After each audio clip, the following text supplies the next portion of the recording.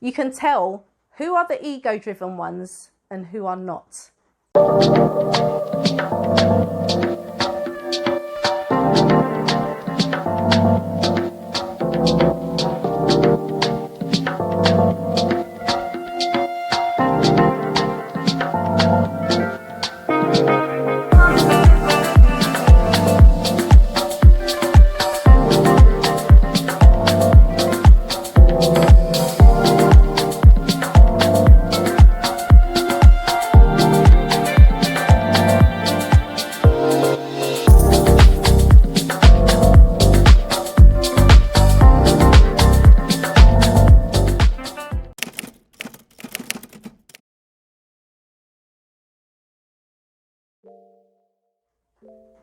Hey guys, I hope you're all doing well and that you had a great week. To all of my house guests, come in, make yourselves at home, make yourselves comfortable. If you're visiting my channel for the first time and you'd like to become a house guest, don't forget to hit subscribe and activate all of your notifications. I'm Chez, this is Chez M0i. Welcome to my place. House rules. Please do not watch this video if you have absolutely no interest in the subject matter, as indicated by the thumbnail.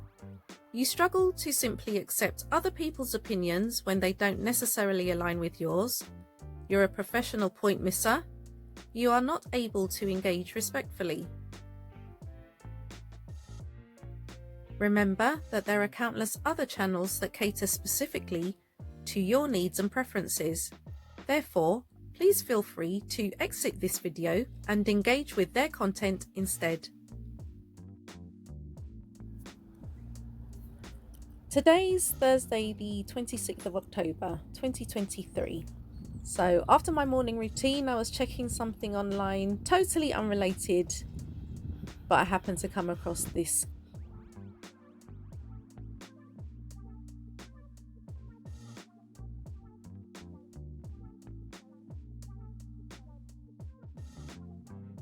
I wrote comedy, and it's sort of, we can't start censoring comedy, can we? And for all we know, they might laugh at it themselves. They might sat it. We don't know, though. You don't know. And we're here sort of defending them on their behalf. But they have spoken about their mental health battles, and then we have to ask ourselves, why do we have to keep on saying everything's okay in the name of comedy, dark comedy? They are real-life people here who have to sit and deal with this on a continuous basis. Here's my thing, okay? We got to stop blaming, we've got to stop acting like mental health issues, comedy attacks it negative, because I suffer from mental health issues, and comedy's my therapy. At the end of the day... But it's your therapy, but you don't know what it's Right. But the show wasn't attacking their mental health. The show was attacking, basically, or not even attacking, just poking fun at the fact that these two were, I guess, essentially, they were part of the royal family and they absolved themselves from it. And then here they are just collecting millions, and a lot of people don't even really know why. And then here's my thing, if you're a celebrity and you put yourself out there, I'm sorry, it's fair game. It's sad, but it's reality. Now, I always say, you guys know more than me. You have your finger on the pulse when it comes to Harry and Meghan. You guys are on it. So I need to know from you, in all seriousness, did I miss something? Did I actually miss something with regard to this foolishness, is what I'm going to call it? Was there some massive statement made by Harry and Meghan saying that they even care about this? Have I missed that, guys? Because I don't understand what's going on. I'm going to go out on a limb and say that I'm sure they didn't make an announcement to say that they actually cared about this. Family Guy, South Park, whoever it is. They don't care. Because people that are deadly serious about the things that they have to accomplish don't have time to be concerned about being mocked by non-entities. The fact that, yet again, the media have to stretch so far is a demonstration of how deeply ingrained Harry and Meghan are in the psyche of the British media. Is that the best you could do, Good Morning Britain? Is that the best that you could do? That's not what I want to talk about today. I've entitled this video Hidden Figures for two reasons. Firstly, it would appear that clandestine meetings have been taking place between Harry's brother and a shady character, and Harry's father and some shady characters, and they've come to some financial arrangements which are very questionable. Secondly, as you've heard, people are concerned with how Harry and Meghan are making their money. This will forever puzzle me, guys, because you hear me reference this in my videos. I don't understand what the fascination is with Harry and Meghan making money, but we're going to explore the latter first. I'm going to take you back to the clip I played you, but I want you to listen to what this particular guy said. These two were, I guess, essentially, they were part of the royal family and they absolved themselves from it. And then here they are just collecting millions, and a lot of people don't even really know why. And then More interestingly though, something doesn't add up about this particular lady. I've never heard of her before. I'm not a watcher of GMB. I'm not a watcher of Good Morning Britain, so I don't know these people, whether she's a regular guest or panelist or commentator, whatever you want to call her. This is the first time I've seen her. Didn't know her name until today.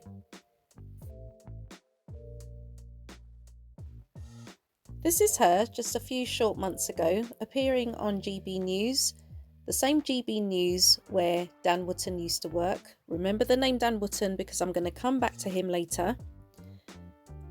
This is around the time when Spotify and Harry and Meghan had parted ways.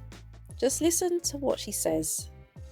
They know they can get the advertisers, they know they can get the following, but as we've seen with this Spotify deal here, it has to be something that brings you longevity. You can't just do it for 6 months. There's people who actually don't get the amount of money these celebrities do, and they do it for years on end, and it's a passion. It's not just a tick boxing exercise. I mean, even if you think Gwyneth is a bit out there, yes. darling. She has devoted herself to it for years, and it is obviously an obsession with her. But it's become a moneymaker. But it's only because she's put years of hard work into it. Well, I think the problem, man, for Harry and Meghan now is they're going to have to find one thing that they're going to be known for and stick to it. You can't do another Netflix documentary. You've parted ways with Spotify, so what is next for brand Harry and Meghan? They must have millions upon millions in the bank, though. Well, you know, eventually that will run out. You have to keep on funding your lifestyle. They've got this big mansion in Montecito, I think it is. Yeah, so... And they mix now with people who have more money than them, and that it probably irks. And I think because Meghan's a celebrity, celebrities always want to be in the limelight, so she's always going to be trying to find new things, where Harry's more used to being a royal and, you know, popping in and out, So my query is, why the contrasting comments within the space of a few months? I reserve the right to change my mind. You reserve the right to change your mind. Everybody reserves the right to change their mind, okay? I no longer expect these so-called broadcasters or journalists to have 1 ounce of integrity, but I do expect them to have the courage of their convictions, whichever side of the fence they come down on. So should we now not expect them to have the courage of their convictions because they want to please the audience they're in front of at any particular time? Like, what is that? Let me just have my rant here, guys, because it annoys me. It's annoying. Now, since there continues to be so much concern about Harry and Meghan's finances, it would appear that the publication that began exposing Dan Wootton, and I talked about him in this video, the publication Byline Times has come out with some claims regarding Wootton's alleged association with Harry's brother. They apparently released the full information today in their first printed version, which I understand has sold out in many outlets. I didn't buy it because I haven't bought a newspaper in over 30 years. Okay, so I wasn't going to buy this. But here's an overview of what they said. Now, I'm going to take my time to read this article for the sake of context, because context is very important. So the headline is Exploding Megxit, How Dan Wootton and a Cash for Leaks Scandal Split the Monarchy. The first retail edition of Byline Times monthly newspaper reveals the world-exclusive story about why Prince Harry and Meghan really left the royal family. King Charles pushed the Duke and Duchess of Sussex into commercial deals in the US by withdrawing £700,000 funding for a trial year in Canada over a royal cash for leaks scandal sparked by journalist Dan Wootton, Byline Times can reveal. The financial sanction stemmed from a refusal to remove from legal papers the name of a Kensington Palace aide whose partner was receiving money from the then Sun newspaper executive editor, allegedly for stories about Megxit and Prince Archie.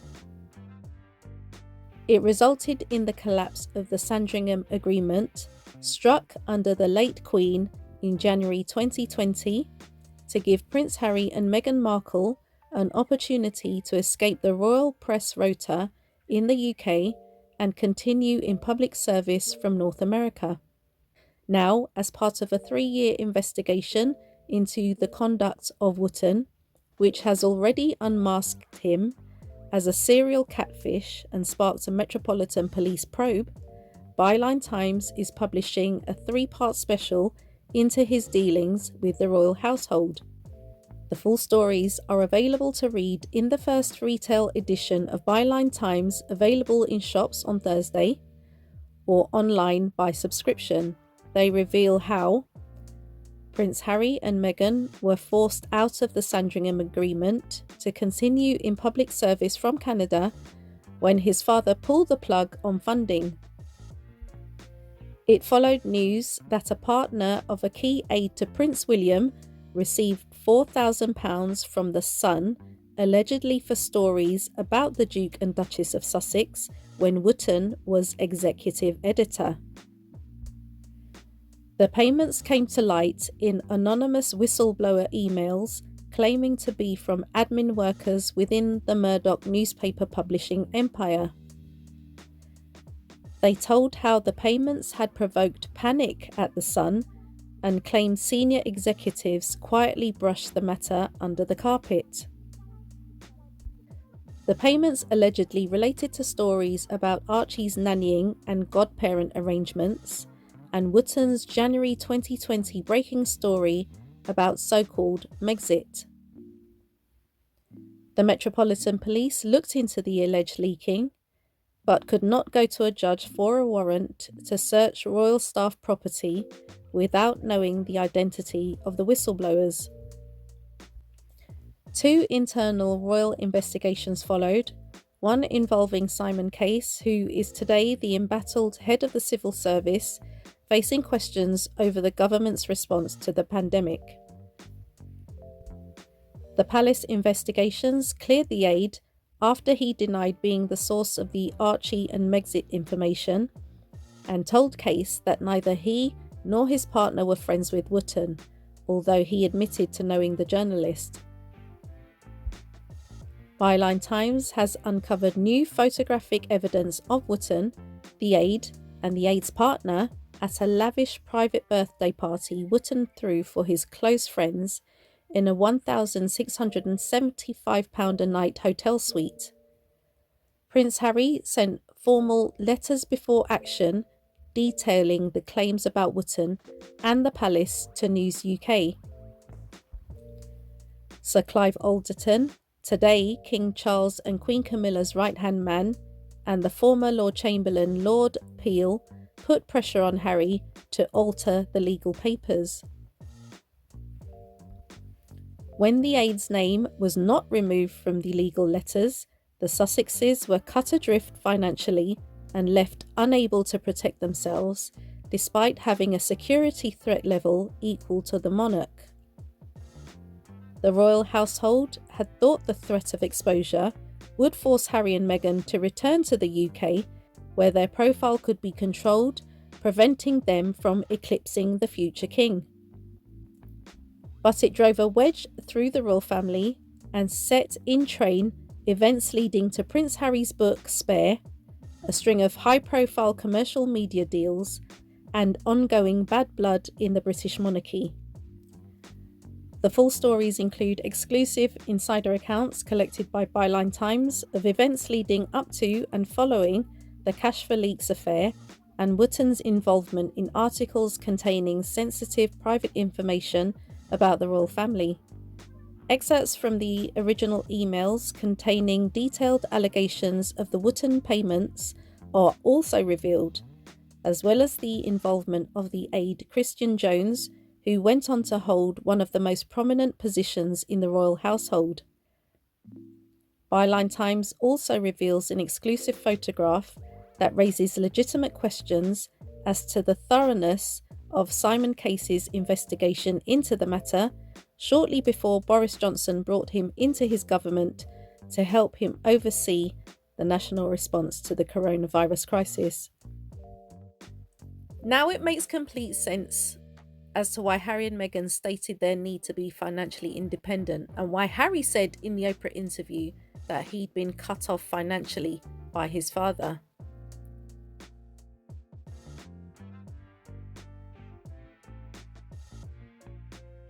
This is the same father, the same King of England, who was allegedly receiving money from Middle Eastern sources last summer.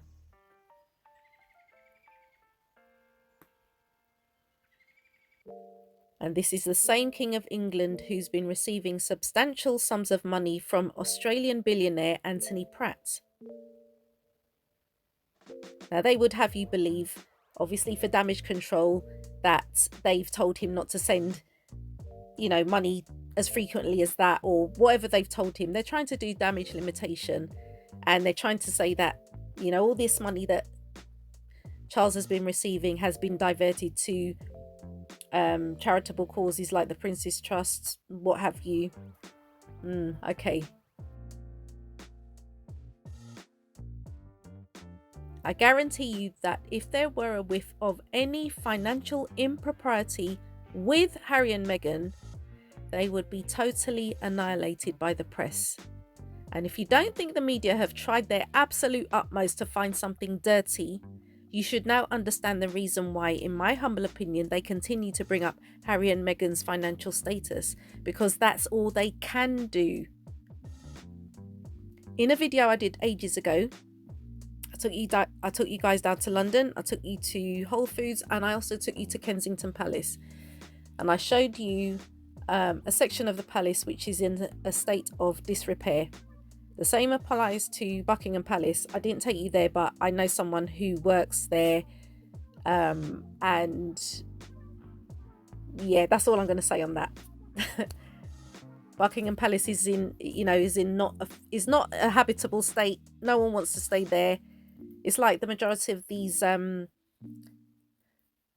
aristocratic stately homes in England. They're big and grand, but they cost a fortune to heat, a fortune to run.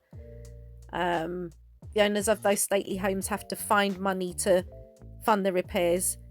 The royal family want us as the public to fund these repairs, and that's why they open them up to the public for a few months during the year. Now, when it comes to Harry and Meghan, it totally upsets the British establishment that they are living comfortably and that they don't need the royal family in order to survive. They live in a mansion in Montecito, which is not surrounded by scaffolding. You haven't got bits of plaster falling out of the walls. I'd imagine. I mean, I've never been there, so I don't know. But let's just say it's safe to say that they're not living like that. The royal family's living like that in some of their properties. Okay, so it's come to the fore that Harry was basically blackmailed with having sanctions against him. What century are we living in, please? I thought we were living in the 21st century. Not in Tudor times, when Henry was just cutting off heads of people who he couldn't stand. Like, what is this? I keep saying we live in a controlling society. And this family, in my opinion, has to be one of the most controlling families on the planet. I mean, Harry's told you himself. And for those of you who still don't get it, why Harry and Meghan left the UK, here's a reminder. For me, having seen my family and the institution's part in constantly feeding the British press with lies, mistruths, disinformation, like the whole lot, especially more so than ever over the last 6 years, and the damage that did to my wife at the time, the only way that I can stop that from happening, the only way that I can protect us, the only way that I can correct those mistruths is by writing something, the truth, in one place without going through the same people that they chose to go through. Otherwise, you're just feeding the beast. And I fully accept that writing a book is feeding the beast anyway. But I'm left at a position where these mistruths need to be corrected. For me, we left in 2020. We moved out, we fled my home country. We moved to California. And for 12 months during lockdown, where we said literally nothing, it was relentless. And that was a real eye-opener for me. I never thought that we'd be away from it completely, but I did think that we would get some form of peace. But that's when I realized that actually our mere existence outside of that institutional control was more of a threat. And, you know, there's a similar thing that happened to my mum as well. By now, most people know that Harry and Meghan have chosen a life of philanthropy outside of the institution of the British royal family. Can they do that on a 9-to-5 job? Can they do that with limited resources? No, they can't, which is why they need to earn money. I mean, I don't need to defend them. They don't need to be defended. It's not for me to defend them. But for some reason, people like those guys I played at the beginning of the video are willfully ignorant, because they are the type of people that will come out with statements like, oh, we don't, you know, they're earning all these millions and we don't know why. Harry and Meghan need to continue to earn millions to fund their lifestyle. Okay, and what has that got to do with you? How, like I always say, you guys will hear me on these videos. How does that affect your life?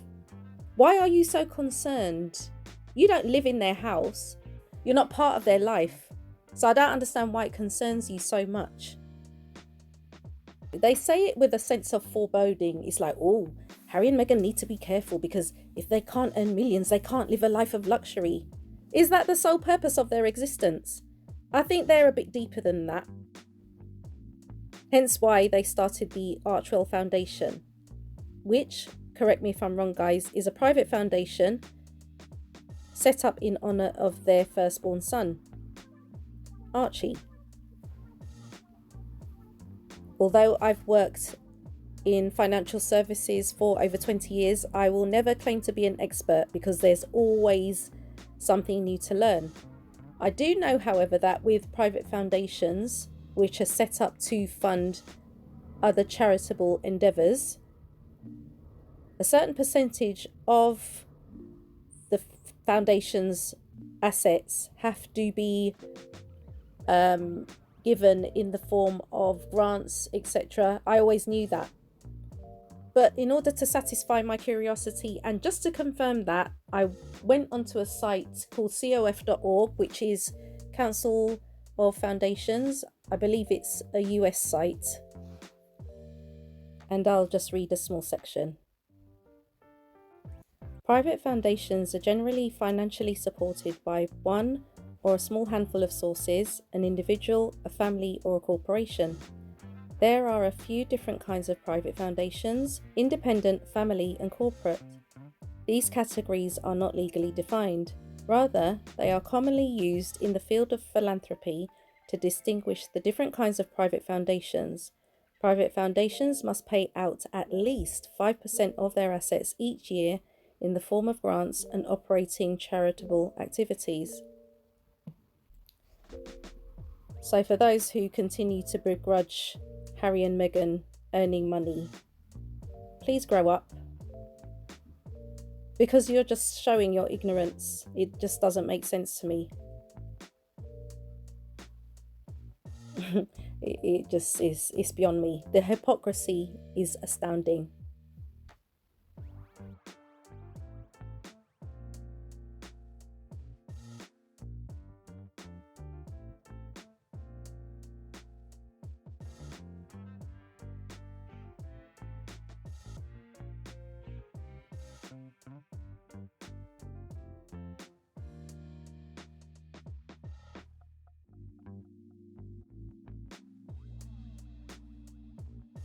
These individuals who have been at their lowest have used sport to rehabilitate themselves and their families, and now they want to serve again. Sport is very important for the soul and for the body, and people who do sport regularly, they are healthier in mind and in body.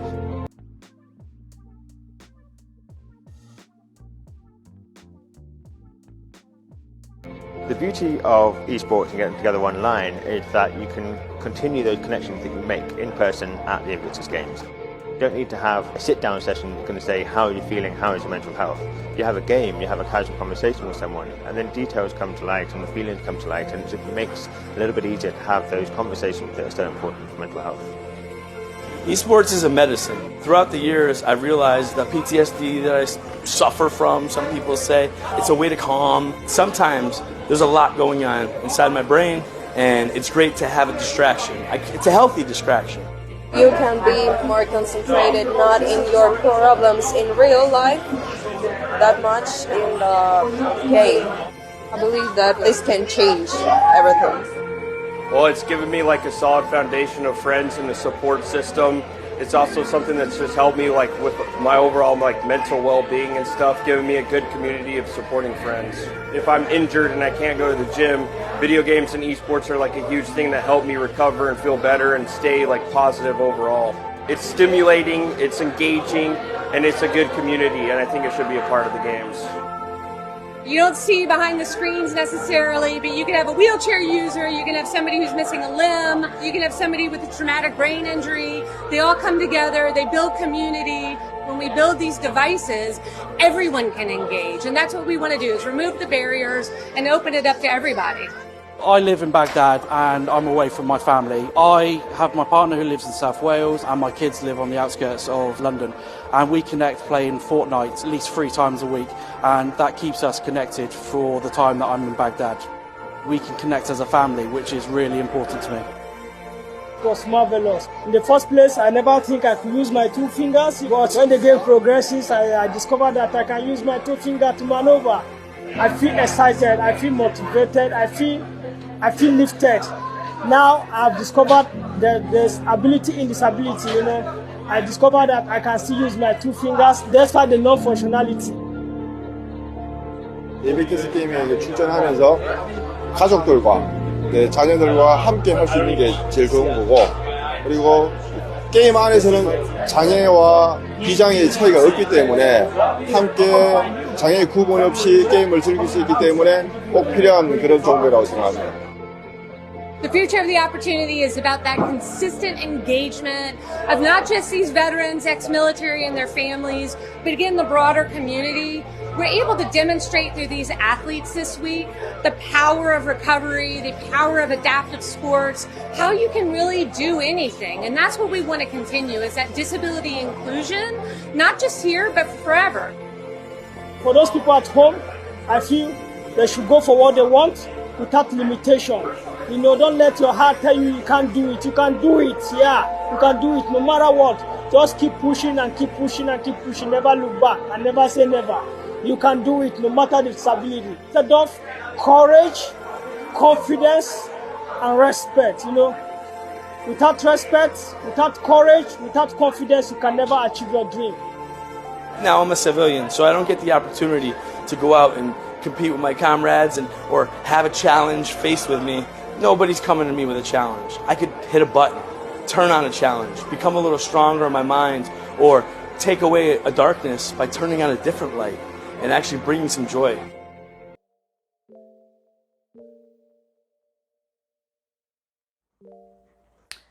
So guys, there's not much more for me to add, actually.